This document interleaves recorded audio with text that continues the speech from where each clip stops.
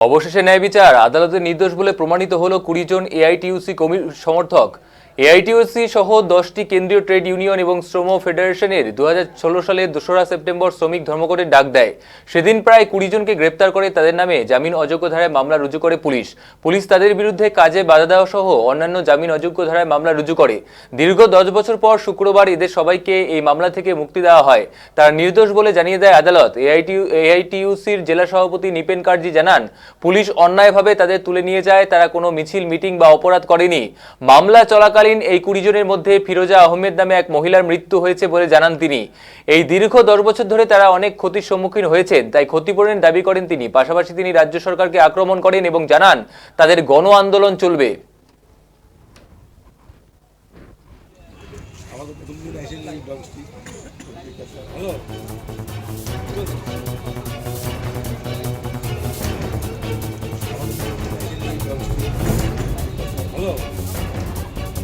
যে এআইইউটিইউসি সহ 10টি কেন্দ্রীয় ট্রেড ইউনিয়ন এবং ফেডারেশন সমূহ 2রা সেপ্টেম্বর 2016 সালে স্ট্রাইকটা শুরু হয়। অল ইন্ডিয়া স্ট্রাইক, কিন্তু শ্রমিক ধর্মঘট। সেখানে পশ্চিমবঙ্গ রাজ্য সরকার তার পুলিশ দিয়ে আমাদের বেধড়ক আক্রমণ করে। আমাদের ছেলেদের যারা পিএইচডি পর্যন্ত আছে, ছাত্র ছিল, তাদেরকে ব্যাংকের থেকে তুলে নিয়ে যায়। আমি এবং ফিরোজা আহমেদ অফিসে ছিলাম, সেখান থেকে তারা তুলে নিয়ে যায়। আমরা কোনো রকম এজিটেটর হিসাবে কোনো রকম বাধা বা মিছিল মিটিং করি নাই। ফলে এইভাবে তারা আমাদের নিয়ে যায়। আপনার প্রশ্নের উত্তর হচ্ছে যে সেটা হলো যে এই 10 বছর ছেলে মেয়েদের আমাদের যে হ্যারাস করা হলো, বিশেষ করে দুটো সাধারণ শ্রমিক ছিল, তাদেরকেও বিল্ডিং থেকে তুলে নেওয়া হয়েছে এবং 11 জন মহিলা, তার মধ্যে একজন বয়স্ক মহিলা ফিরোজা আহমেদ, সে আন্ডার 21 অবস্থায় সে মারা গেল। ফলে এই যে তার পরিবার এবং এই যে সন্তানরা যারা কম বয়সের আজকে পিএইচডি দিচ্ছে বা স্কুল স্টুডেন্ট না কলেজ স্টুডেন্ট বা আমরা যারা বয়স্ক, তাদেরকে একটা ক্ষতিপূরণ, যেটা হচ্ছে যে অস্বাভাবিক অবস্থায় আমাদের এই হ্যারাস করলো, ফলে আমাদের যাতে একটা ক্ষতিপূরণ রাজ্য সরকার দেয়। কারণ রাজ্য সরকার তো কেন্দ্রীয় সরকারের বিরোধী যদি হয়ে থাকে তাহলে একটা কথা ছিল, রাজ্য সরকার তো কেন্দ্রীয় সরকারের বিরোধী না। কারণ কেন্দ্রীয় সরকারের বিরুদ্ধে আন্দোলন, সেখানে রাজ্য সরকারের পুলিশ কেন, এটা তো জবাব আসে, প্রশ্ন আসে। ফলে আমাদের আন্দোলন চলবে। আমরা গণ আন্দোলনকে কোনো অবস্থায় আমাদের দল আমাদের যে শ্রমিক সংগঠন এআইইউটিইউসি বা অন্যান্য ট্রেড ইউনিয়নগুলো আছে, কোনো অবস্থায় তার দমন পীড়ন যতই করুক কেন্দ্র সরকার, রাজ্য সরকার, দমন করা যাওয়ার কথা না। এবং আগামী দিনও গণ আন্দোলন যেগুলো গড়ে উঠবে, রেল ধর্মঘট হোক, অল ইন্ডিয়া স্ট্রাইক হোক, আমরা আন্দোলন চালিয়ে যাব জনস্বার্থে, শ্রমিকদের স্বার্থে, সাধারণ মানুষের স্বার্থে।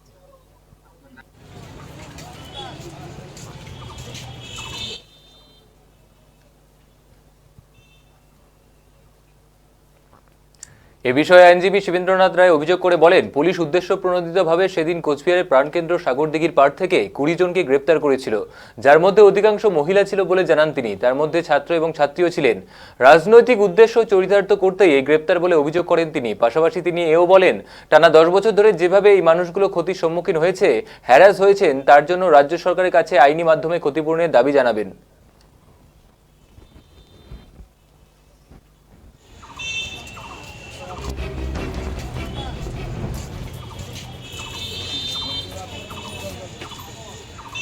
16 তারিখে বিভিন্ন শ্রমিক সংগঠনের ডাকে বাংলা বন্ধের ডাক দেওয়া হয়েছিল। সেই দিন পুলিশ উদ্দেশ্যপ্রণোদিতভাবে কুচবিহার শহরের প্রাণকেন্দ্র সাগরদিঘির পাড় থেকে 20 জন, তার মধ্যে অধিকাংশই মহিলা এবং ছাত্রী ও ছাত্রসহ, রাজনৈতিক উদ্দেশ্যে রাজনৈতিক স্বার্থকে চরিতার্থ করবার জন্য গ্রেপ্তার করে।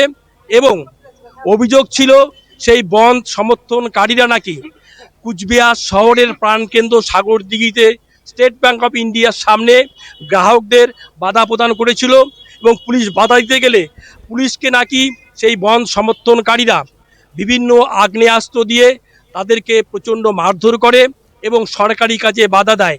এই ব্যাপারে পুলিশ বৈশাখী নন্দী সহ 19 জন বন সমর্থককারীকে গ্রেপ্তার করে এবং তাদের বিরুদ্ধে জামিন অযোগ্য ধারায় মামলা রুজু করে।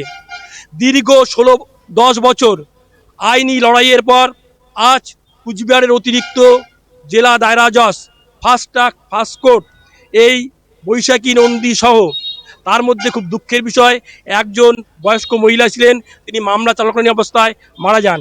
আজকে তাদেরকে বেকসুর খালাস করেন। এই মোকদ্দমায় আমি বলতে চাই যে ছাত্র, ছাত্রী এবং নিরীহ মহিলাদেরকে পুলিশ যেভাবে মিথ্যা মামলায় 10 বছর জেলের মামলা চালিয়েছেন এবং আজকে এরা নিরপরাধ নির্দোষ হিসাবে খালাস পেয়েছেন, আমরা আইনগত দিক থেকে রাজ্য সরকারের কাছে দাবি করব যে যে সমস্ত মানুষকে হ্যারাসমেন্ট করা হলো তাদের ক্ষতিপূরণের জন্য।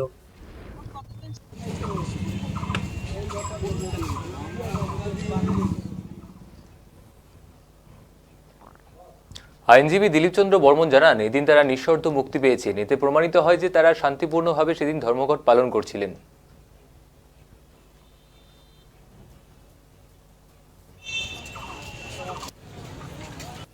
মামলাটা থেকে আজকে যারা সকলেই পলিটিক্যাল কর্মী এবং তারা আজকে মানে নিঃশর্তভাবেই তারা খালাস পেয়েছেন। এবং আপনারা দেখবেন যে এখানে রাজ্য সরকারের পুলিশ ইন্টেনশনালি কিভাবে তাদের বিরুদ্ধে মামলাগুলি দিয়েছেন। সেখানে 332, 333, 353 আইপিসি ধারায় যে ধারাগুলো হচ্ছে যে পুলিশকে কর্মরত অবস্থায় অফিসারদের আক্রমণ এবং তাদের কাজে বাধা দেওয়া, এই সমস্ত ধারায় তারা ইচ্ছাকৃতভাবে তাদেরকে মামলা দিয়েছেন এবং দীর্ঘ 10 বছর তারা কোর্টের মধ্যে তারা ঘোরাঘুরি করছিলেন এবং নানানভাবে তারা হ্যাকেল হচ্ছিলেন। ফলে আজকে এটা প্রমাণিত হলো যে তারা সেদিন শান্তিপূর্ণভাবে জনস্বার্থে এবং এআইইউটির তারা প্রত্যেকে সমর্থক, অল ইন্ডিয়া ট্রেড ইউনিয়ন, আরও 10টা ট্রেড ইউনিয়ন সেদিন ছিল, তারা সাধারণ ধর্মঘটের সমর্থক ছিল এবং সেই সমর্থনই তারা শান্তিপূর্ণভাবেই একটা মিছিল করছিল। এবং সেখান থেকে সাগরদিঘির পাড় থেকে এবং দুজন বয়স্ক কর্মী নৃপেন কাটজি এবং ফিরোজা আহমেদকে তাদের অফিস থেকে তারা পুলিশ সেখানে তুলে নিয়ে এসে এই মামলার সঙ্গে তাদেরকে জুড়ে দেয় এবং তারা সমস্ত জামিন অযোগ্য ধারায় মামলা করে এবং আজকে তারা এই মামলা থেকে খালাস পেলেন। এবং এই যে রাজ্য সরকার যে 10 বছর তাদের সময়টা কোর্ট চত্বরে অতিবাহিত করলেন, তার জন্য আইনগতভাবে রাজ্য সরকারের কাছে কম্পেনসেশনের জন্য আমরা পরবর্তী পদক্ষেপ গ্রহণ করব।